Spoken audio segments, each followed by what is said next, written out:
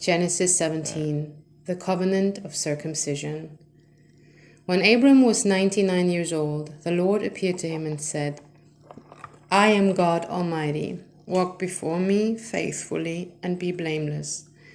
Then I will make my covenant between me and you and will greatly increase your numbers. Abram fell face down, and God said to him, As for me, this is my covenant with you.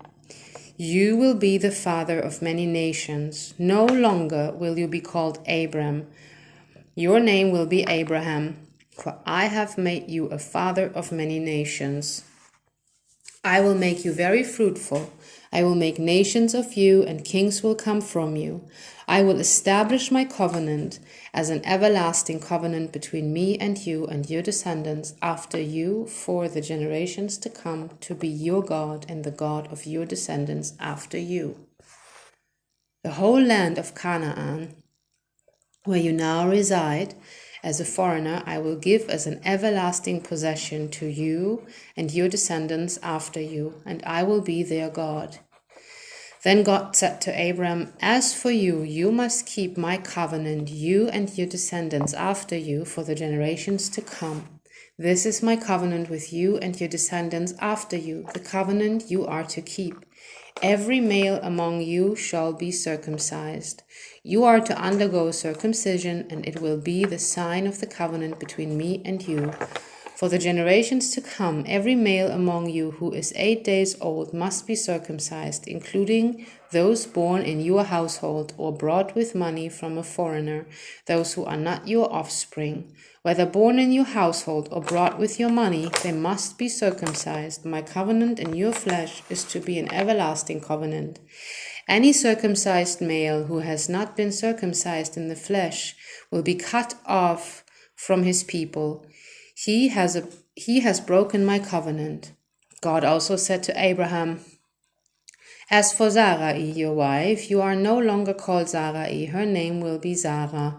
I will bless her, and I will surely give you a son by her. I will bless her so that she will be the mother of nations. Kings of peoples will come from her. Abraham fell face down. He laughed and said to himself, Will a son be born to a man 100 years old? Will Sarah bear a child at the age of 90? And Abraham said to God, If only Ishmael might live under your blessing. Then God said, Yes, but your wife Sarah will bear you a son, and you will call him Isaac. I will establish my covenant with him as an everlasting covenant for his descendants after him. And as for Ishmael, I have heard you. I will surely bless him. I will make him fruitful and will greatly increase his numbers. He will be the father of 12 rulers, and I will make him into a great nation. But my covenant I will establish with Isaac, whom Sarah will bear to you by this time next year. When he had finished speaking with Abraham, God went up from him. On that very day, Abraham took his son Ishmael and all those born in his household or bought with his money, every male in his household, and circumcised them, as God told him.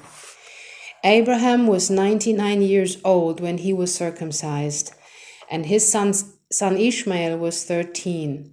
Abraham and his son Ishmael were both circumcised on that very day.